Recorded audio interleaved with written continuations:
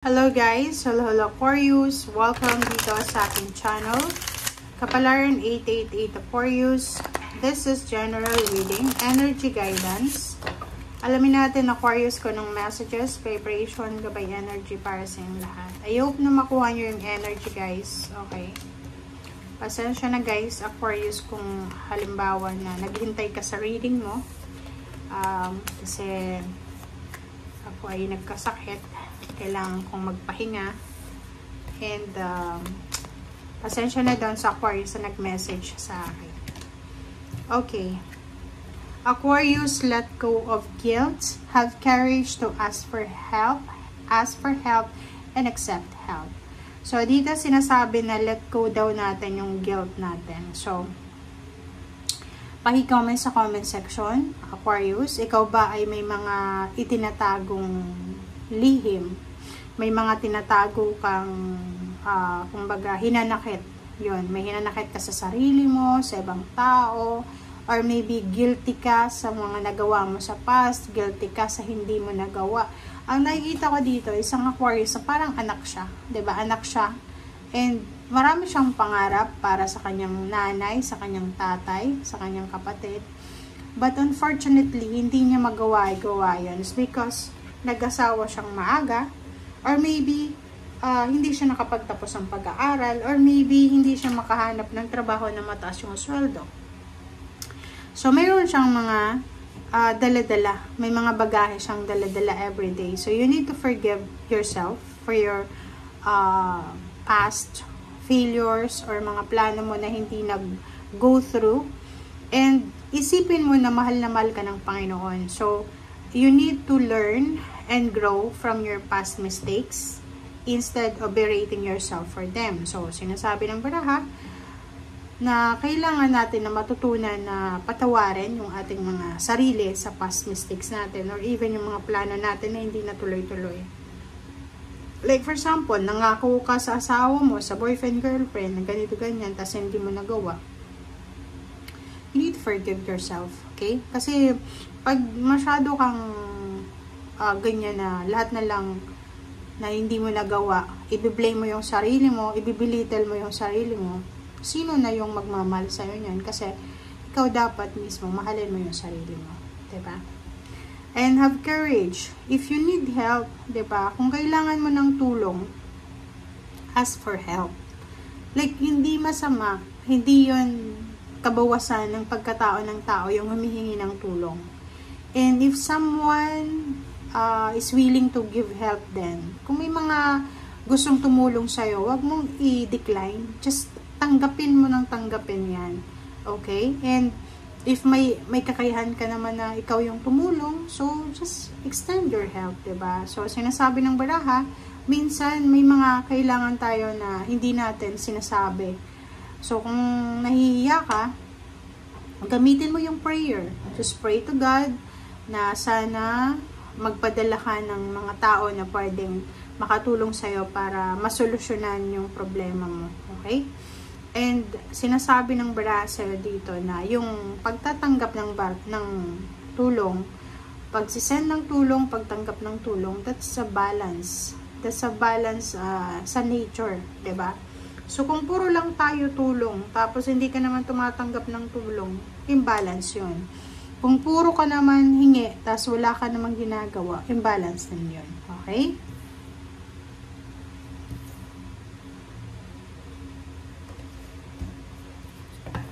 Okay, Aquarius.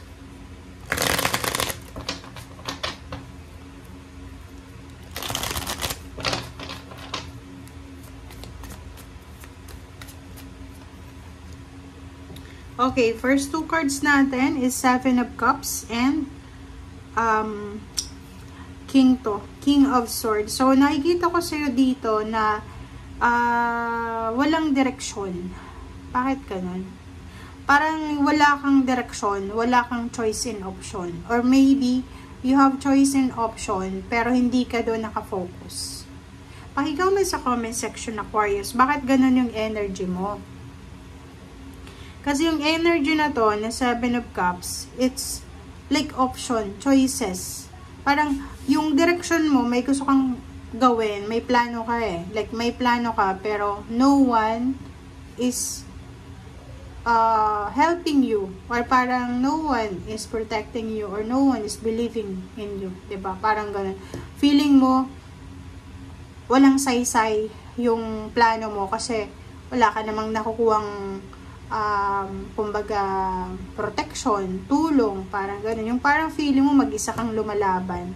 But nandito yung Seven of Cups, sinasabi ng Seven of Cups na you have choice and option. Hindi ka dapat na yung pangarap mo para sa sarili mo, kahit yung pakiramdam mo walang tumutulong sa'yo, walang ganito, ganyan, you need to continue to do your thing, diba? Kasi sarili mo yan eh, pangarap mo yan sa sarili mo eh. So, wag kang papa-apekto sa kung ano yung wala sa ngayon. Kasi sa buhay ng tao, ganun eh, pag wala ka pang napapatunayan dito sa mundo, hindi ka nila kilala. Pero once na mayroon ka na, like, nakapasa ka na sa board exam, yumaman ka na, na-promote ka, nanalo ka sa election, lahat kilala ka na. So, ganun ang kalakaran sa mundo. So, you need to adapt it. Okay? Okay. Reverse ng Ten of Swords, ay Ten of Pentacles. So, nakikita ko, mayroon dito sa inyo na Aquarius, na natatakot kayo. You are afraid. Diba? Sobrang fearful ka eh. Meron ditong takot na Aquarius na like mag-travel. Parang may opportunity sila na makapag-abroad, may opportunity silang makapasok sa isang company na maganda, but meron silang fear. So, yung magic dito ay hindi sila naniniwala. Parang may iba sa inyo dyan, may iba sa inyo Aquarius na hindi kayo naniniwala sa magic, hindi kayo naniniwala sa milagro. Understandable yan doon sa mga Aquarius na dati sobra silang faithful, sobra silang naniniwala sa swerte, but palagi silang sinasamantala ng mga tao sa paligid. So, ang nakikita mo to dito sa Six of Swords, sinasabi na there's an opportunity para makaalis ka sa stagnation na yan. Isa sa possible na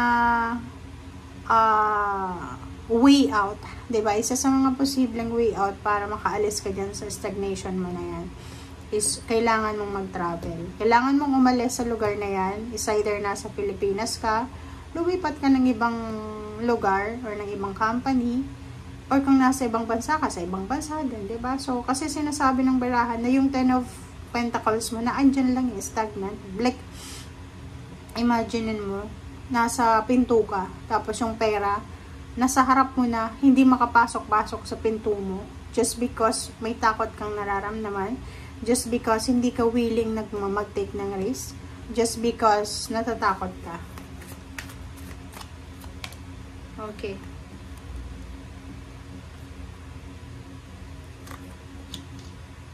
Diba?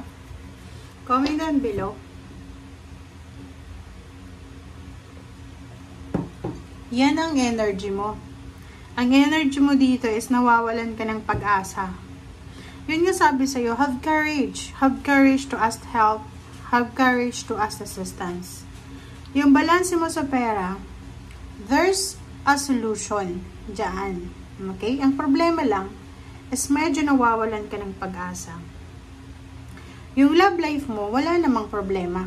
Yung love life assist siya. Pero, sa usaping pera, kinakailangan mo daw mag-take ng risk. Yun nga sabi ko sa'yo dito sa unahan na, yung mga Aquarius na nasa Pilipinas, or nasa ibang bansa, nasa probinsya, ang isa daw na pwedeng solusyon para kumita ka ng malaki, or para makaalis ka sa stagnant mong sitwasyon, ay lumipat ka. Kailangan ng movement. Kailangan mo ditong piliin ang sarili mo.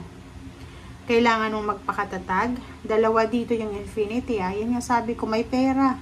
Napapaligiran ka ng swerte, napapaligiran ka ng pera.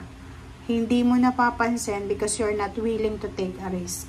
So, kailangan mo daw na mag-take ng risk. Kailangan mong magtiwala sa sarili mo, sa Panginoon, sa magic. Okay? Sinasabi sir dito ng barahan na humingi ka ng tulong eh. Kung wala kang nakukuhang tulong sa mga tao, sa Panginoon, kailangan mag-pray. Okay?